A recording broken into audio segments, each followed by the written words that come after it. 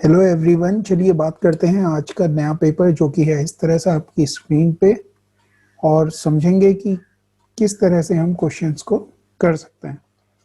तो first question is here, expand x by 3 plus y upon 5 to the power 3 whole power 3।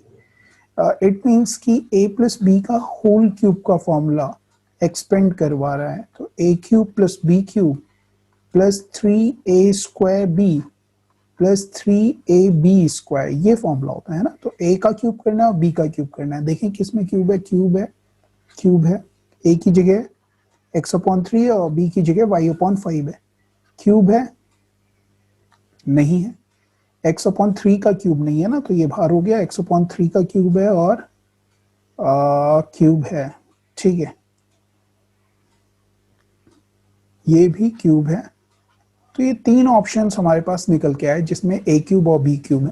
3a² b की बात करें तो 3a², तो देखो इससे आप लिख सकते हैं 3a² का मतलब हो जाएगा 9 इंटू बी की वैल्यू हो जाएगी y/5 और 3 से ये 3 कैंसिल आउट हो जाएगा। तो आपके पास आना चाहिए x² y/15, x² y/15। It means ये ऑप्शन बाहर हो गया, x² y, तो ये भी बाहर हो गया। केवल एक ही ऑप्शन बचता है, तो ये आंसर हो जाएगा। ज्यादा कुछ सोचने की जरूरत नहीं है। चलिए नेक्स्ट क्वेश्चन की तरफ चलते हैं। और नेक्स्ट क्वेश्चन आपके पास ये रहा, if the radius of a circle is decreased by 11% then the total decrease in the area of a circle।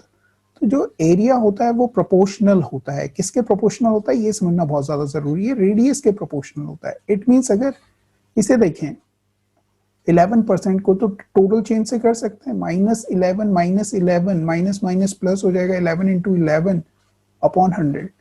-11 -11 -22 देता है आपको, और यहां से आ जाएगा आपके पास 1.21। तो देखिए यहां से कौन सा ऑप्शन आपको एग्जैक्ट वैल्यू दे देगा, ये ऑप्शन आपको एग्जैक्ट वैल्यू दे देगा। चलिए नेक्स्ट क्वेश्चन की तरफ चल रहे हैं। और नेक्स्ट क्वेश्चन आपकी स्क्रीन पे ये रहा, if 7 divide a positive integer n, ठीक है, 7 डिवाइड होना चाहिए a positive integer n, the remainder is 2। तो इसे इस तरह से समझते हैं, 7 से अगर किसी नंबर को डिवाइड करते हैं तो हमारे पास 2 रिमाइंडर आता है। तो इस तरह से n की जो स्मॉलेस्ट वैल्यू हो सकती है आप कह पाओगे 9 होगा n, ठीक है। अब कह रहे हैं कि which of the following number gives a remainder of 0 when divided by 7, ठीक है। तो 7 से इनमें से किस नंबर को डिवाइड करें कि वो हमें 0 दे दे। तो देखें n की जगह हम क्या लेट कर चुके हैं 9, तो 9 प्लस 2 11 हो गया। 11 को 7 से डिवाइड करोगे तो पूरा पूरा डिवाइड नहीं होता। 11 प्लस 9 प्लस 5 को ऐड करोगे, n की जगह 9 है, 9 प्लस 5 14 हो गया। 14 को 7 से डिवाइड करोगे तो आपका आंसर आ जाएगा 0। रिमाइंडर आपको कितना चाहिए, 0 चाहिए। तो ये हो गया क्वेश्चन आंसर, ये हो गया आंसर। चलिए नेक्स्ट क्वेश्चन की तरफ चलते हैं। और नेक्स्ट क्वेश्चन आपके पास ये रहा, ये हो क्यों नहीं पा रहा है। चलिए next question, contract is to be completed in 75 days, 187 men are to work 15 hour per day. After 65 days 3/5 of the work is completed. It means कि 187 जो मैन है उन्होंने 65 डेज वर्क किया 15 आवर पर डे लगा के, और कितना work कर पाए, वो 3/5 वर्क कर पाए। अब जो रिमेनिंग वर्क है, कितने दिन का वर्क बचा हुआ है, तो आप कहोगे 10 डेज का कितने मैन लगेंगे, तो आपको नहीं मालूम, एम ले लो, ठीक है। और कितना आवर पर डे वर्क कर रहे हैं, 17 आवर पर डे वर्क कर रहे हैं। कितना वर्क रिमेनिंग है, 2/5 है, 3/5 हो चुका है तो 2/5 है। 5 से 5 कैंसिल आउट हो गया, ठीक है। 2 5 टाइम्स 17, 11 टाइम्स 3, 5 टाइम्स, और 5 से 5 कैंसिल आउट हो गया। 11 इंटू ये करना है तो 5 ही आ गया, और 11 आना चाहिए था, 6 ही आ गया। 1 7 1 5 आ गया। और हमें क्या करना है, ये बताना है how many additional man, additional. तो टोटल 715 पीपल लगेंगे, मगर पहले कितने थे, पहले से 185 थे। 185 माइनस करोगे, 7 माइनस करोगे, ये देखो 8 आ गया, ये आ गया 2। तो है कोई ऑप्शन ऐसा, हाँ एक ही ऑप्शन है, ये आंसर हो जाएगा। Got it. इस तरह से क्वेश्चन हो जाना है। चलिए नेक्स्ट क्वेश्चन की तरफ चल रहे हैं, जो कि है ये A square B square C square की वैल्यू गिवन है और आपसे कह रहे हैं कि A B plus B C plus C A 50 है, then what is the value of A plus B plus C. तो इसमें क्या है, A plus B plus C का होल स्क्वायर जो होता है उसका फॉर्मूला लगा देंगे सीधे, A square plus B square plus C square plus 2ab plus B C plus C A. ठीक है, ये फॉर्मूला ही होता है। ये फाइंड आउट करना है तो देखो 300 तो ये हो गया आपके पास, प्लस 2 इंटू 50 कितना आ गया 100, 400। 400 किसका स्क्वायर होता है, 20 का होता है, 20 आंसर हो गया। Got it. चलिए नेक्स्ट क्वेश्चन की तरफ चल रहे हैं। इस तरह से स्क्रीन पे, if 18 men can cut a field in 35 days, then how many days 21 men cut the same।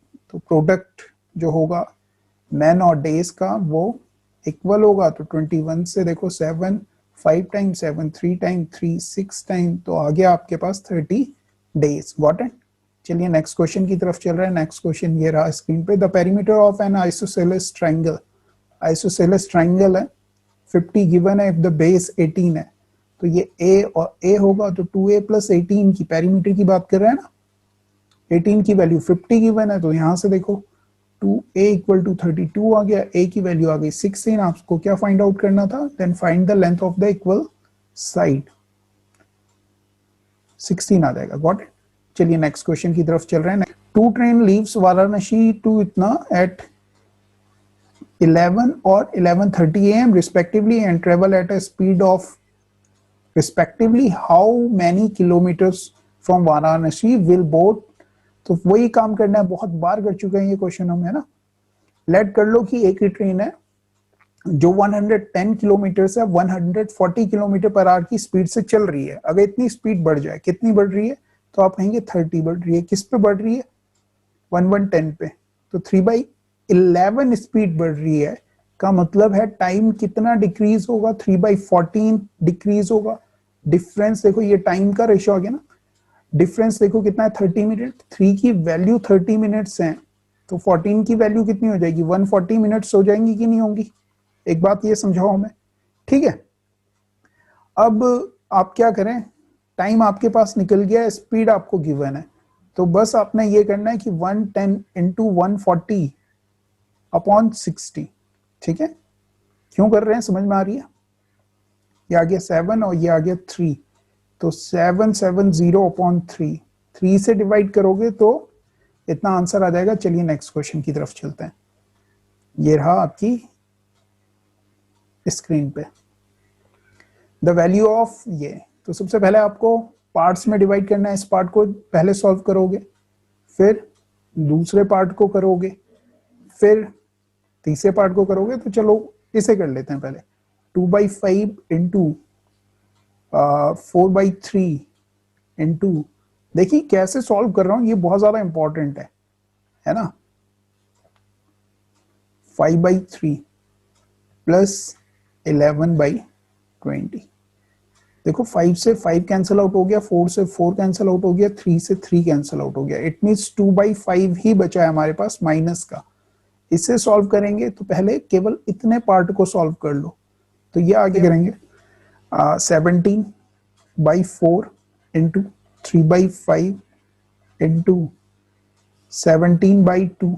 17 से 17 कैंसिल आउट हो गया, 2 से 4 कैंसिल आउट हो गया, और ये आ गया आपके पास 5/6। ठीक है, 5/6। और यहां इसे अगर सॉल्व करोगे तो ये आ गया आपके पास 9/8। 5/6 डिवाइड होगा का मतलब है 6/5 लिखेंगे आप, 2 3 टाइम्स और 2 4 टाइम्स, 27/20 आ गया। यहां देखोगे माइनस 2/5 ही आ रहा है, प्लस 11/20। 11/20 और 27 38/20 हो सकता है, इंटू 4 कर लेते हैं, इंटू 4 कर लेते हैं, और 8 माइनस करोगे तो 30/20 आ गया, और ये वैल्यू आ गई आपकी 1/2। है क्या कोई ऐसा ऑप्शन, तो ये हो जाएगा। समझ रहे हैं ना बात कैसे होना है। चलिए नेक्स्ट क्वेश्चन की तरफ चल रहे हैं। ये रहा आपकी स्क्रीन पे, इन अ क्वाड्रिलेटरल PQRS, हमें नहीं मालूम कैसा है, बना लो कुछ भी, PQRS। R M is perpendicular to Q S.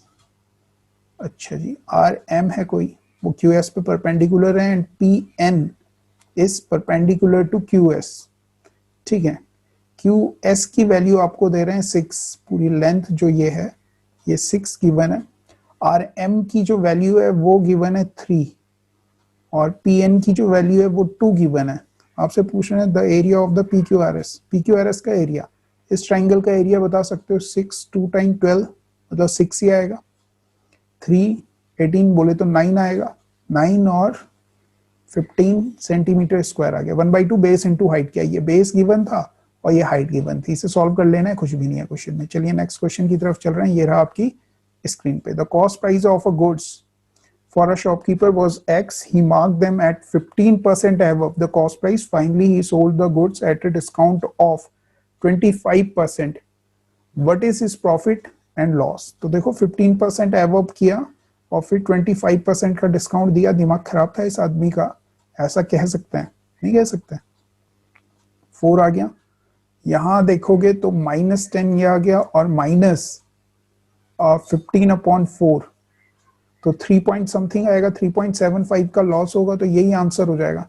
What है, क्या किया हमने, ये टोटल चेंज अप्लाई किया और कुछ नहीं किया। चलिए नेक्स्ट क्वेश्चन की तरफ चलते हैं। नेक्स्ट क्वेश्चन ये रहा आपकी स्क्रीन पे। Sine A plus cos A upon cos A equal to 17/12।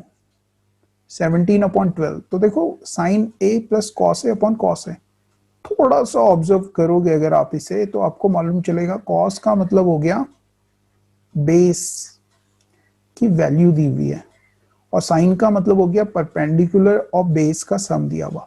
तो बेस 12 वो ऐसा कोई ट्रिपलेट याद है क्या? तो आप बोलोगे हाँ 5, 12 और 13।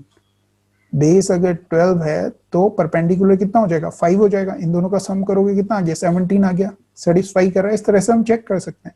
तो यहाँ वैल्यू पुट करते हैं, 1 माइनस 1 की जगह कितना पुट करेंगे? 13। 13 माइनस कॉस ए, कॉस बोले तो 12 अपॉन साइन की वैल्यू कितनी रखेंगे? 5। 1/5 आंसर आ गया।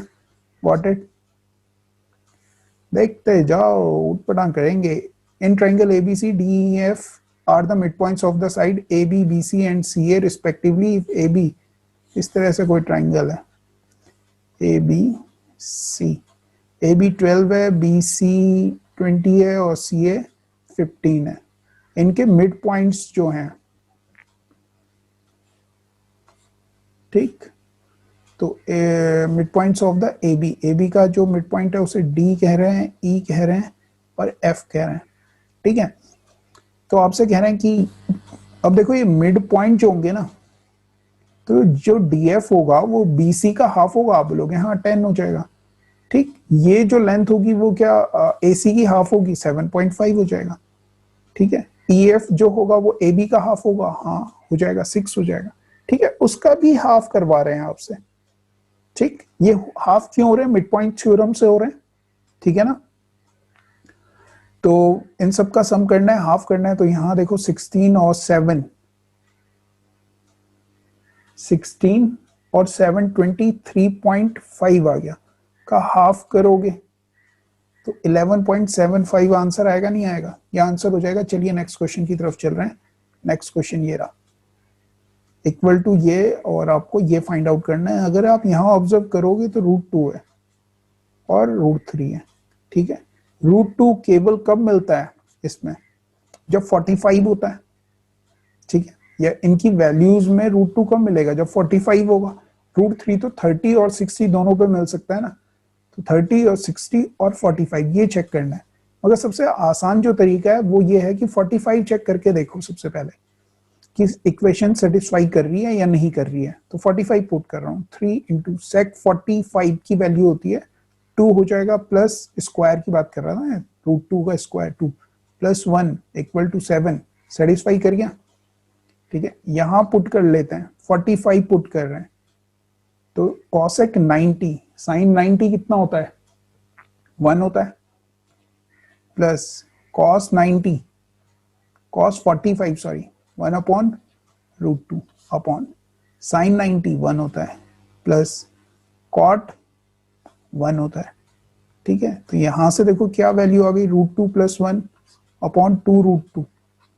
ठीक है, अब रूट टू तो है ही नहीं डिनोमिनेटर में, तो √2 से फिर से मल्टीप्लाई कर लेते हैं न्यूमरेटर में भी।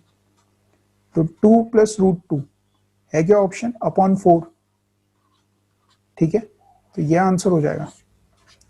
इस तरह से इस क्वेश्चन को कर सकते हैं। चलिए नेक्स्ट क्वेश्चन की तरफ चलते हैं। Anu spend 68% of her monthly income and her monthly income increased by 20% and her monthly saving increased by itna, then the percentage increase in her monthly expenditure. Got it? तो हम क्या करते हैं, सेविंग लिखते हैं एक साइड और दूसरी तरफ लिखता है एक्सपेंडिचर।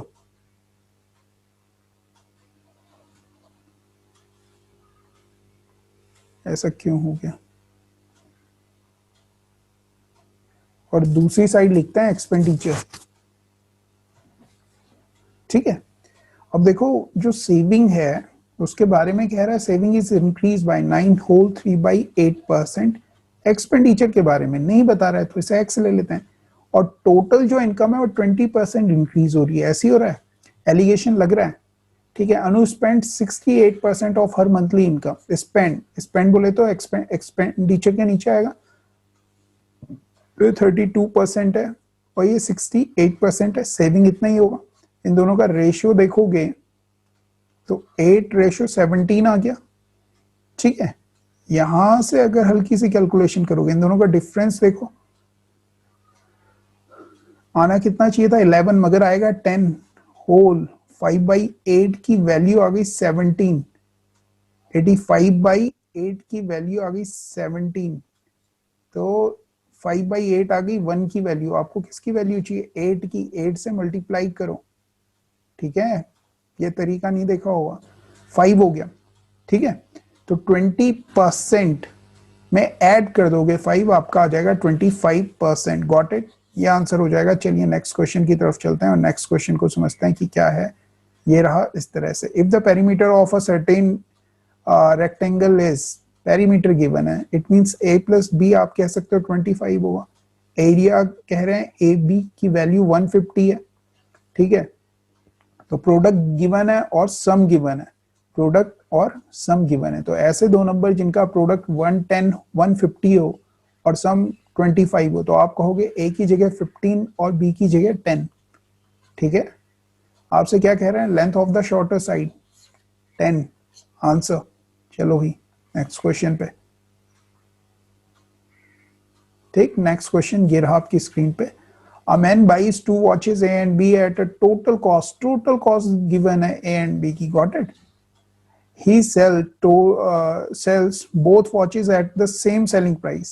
Same selling price पे कर रहा है and earn a profit of 18%. एक पे तो 18% का प्रॉफिट हो रहा है। 18% को देखो क्या लिखते हैं आप, 9/50। इट मीन्स कॉस्ट प्राइस 50 रही होगी, तो सेलिंग प्राइस 59 रहा होगा। ठीक है, ए की बात कर रहे हैं। बी की बात करें, 22% का लॉस हो रहा है। इट मीन्स 11/50, मतलब 50 की जो चीज है उसे आप कितने में सेल कर रहे हो, 39 में, तभी तो लॉस हो रहा है बी को। ठीक है, क्वेश्चन में ये कह रहा है कि दोनों का जो सेलिंग प्राइस है वो सेम है। इट मीन्स यहाँ पे 39 से मल्टीप्लाई करनी पड़ेगी और यहाँ 59 से। क्यों, क्योंकि हम क्या कर रहे हैं, सेलिंग प्राइस इक्वल कर रहे हैं। मगर ये कह रहा है what are the cost price of the total watches, of the 2 watches, sorry. तो ए और बी का जो टोटल है वो 800 गिवन है। अगर इन दोनों का रेशियो देखो ए और बी का, तो 50 हटा लो, 39:59 हो गया। इन दोनों का सम करोगे तो आ गया मेरे ख्याल से 918, 98 एक्स की वैल्यू आ गई इतनी, 39 एक्स की वैल्यू आपको फाइंड आउट करनी है। तो आंसर आएगा ये। हल्की सी कैलकुलेशन है, खुद से करना ताकि कैलकुलेशन से वास्ता रहे, कैलकुलेशन भूलो ना। चलिए नेक्स्ट क्वेश्चन की तरफ चल रहे हैं। नेक्स्ट क्वेश्चन ये रहा, A B is a diameter of a circle. Circle बना लेते हैं। ए बी एक diameter of a circle with centre O. तो ये ले लो जी, ए बी एक डायमीटर हमने ड्रॉ कर लिया, ओ उसका सेंटर है। The tangent at C on the circle meet A B produced at Q if C A B, C पे कोई टेंजेंट है। ठीक है, जो Q को मिलती है। और CAB की बात कर रहे हैं आपसे, 42 डिग्री है, तो आपको बताना है then the measure of CBA। Okay, ये एंगल आपको बताना है, CBA की वैल्यू आपको बतानी है। चलो ठीक है, अब एक चीज देखो, ये 42 है तो क्या ये 84 नहीं होगा? आप बोलोगे क्यों होगा? ये 42 है तो ये 42 होगा। ये वाली लाइन और ये वाली लाइन दोनों रेडियस हैं। आप बोलोगे हाँ जी हैं, बिल्कुल है, ठीक है। तो एक्सटीरियर एंगल जो होगा वो 84 डिग्री हो जाएगा। Got it. अब आपको क्या करना है, CBA की वैल्यू बतानी है, CBA। तो ये एंगल जो होता है, ओके, ये x होगा, ये भी x होगा। x कितना x?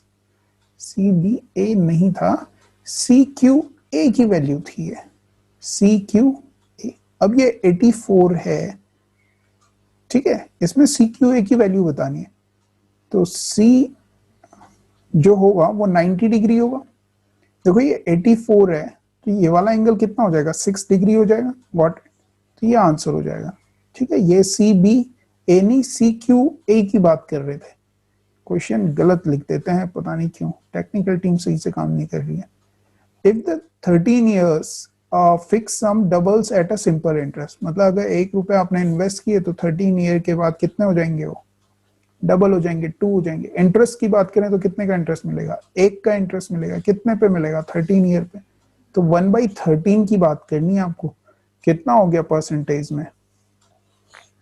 तो आप कहोगे 7.69%। गॉट इट, यही आंसर हो जाएगा 1/13 की वैल्यू। चलिए नेक्स्ट क्वेश्चन देखो क्या है।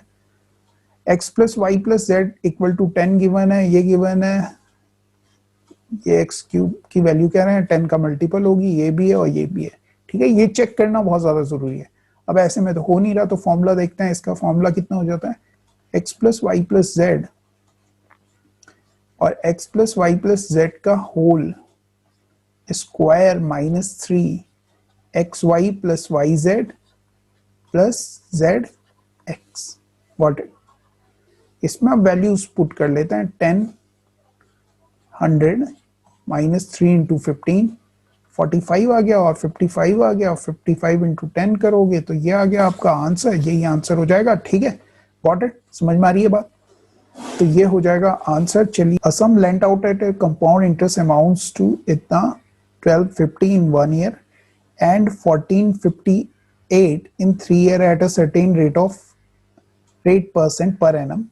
What is the simple interest on the same sum for 5 whole 2 by 5 years at a same rate of interest?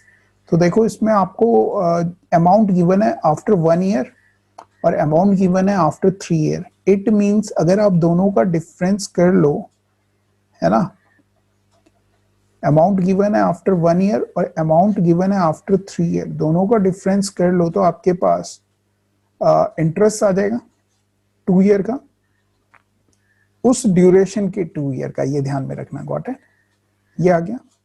1250 से डिवाइड करते हैं, rate of interest find out करना है, इंटू 8 कर लेते हैं, इंटू 8 कर लेते हैं। देखो 0 0 कैंसिल आउट हो गया, 8 8 64 और 16 0, और ये आई थिंक 1000 आएगा, तो यहाँ पे ये कैंसिल आउट हो गया, ठीक है। 16.64% 2 ईयर का इंटरेस्ट है। It means rate of interest आ गया 8%। Got it.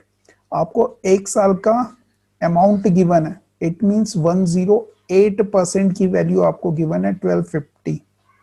जो नेक्स्ट लाइन आपसे कह रहे हैं कि सिंपल इंटरेस्ट बताना है 5 होल 2 by 5 ईयर के लिए, का मतलब ये हो गया, तो 5 ईयर का 8% के हिसाब से तो 40 हो गया। यहाँ पे लिख लेते हैं 40 प्लस 2 by 5 का 8% के हिसाब से, देखो इंटू 2 कर लो, इंटू 2 कर लो, तो आई थिंक ये आ रहा है 3.2 3.2 43.2। इसकी वैल्यू आपको फाइंड आउट करनी है। तो रेशियो आपको डायरेक्टली सीधे सीधे गिवन है, तो आप फाइंड आउट कर सकते हो, है ना। तो क्या करना चाहिए, मेरे ख्याल से ये 9 से कैंसिल आउट होता है, 9 से होता है, 9 1 time, 9 2 time, 9 4 time, 9 8 time, 12.4 time 4 से इसे मल्टीप्लाई करोगे, x की वैल्यू आ जाएगी, x की वैल्यू आ गई 500। Got it? है क्या आंसर? तो ये आंसर हो जाएगा। चलिए आज के लिए करेंगे इतना ही। Thank you very much, have a nice day. पढ़ते रहो, करते रहो इसी तरह से सारे क्वेश्चंस।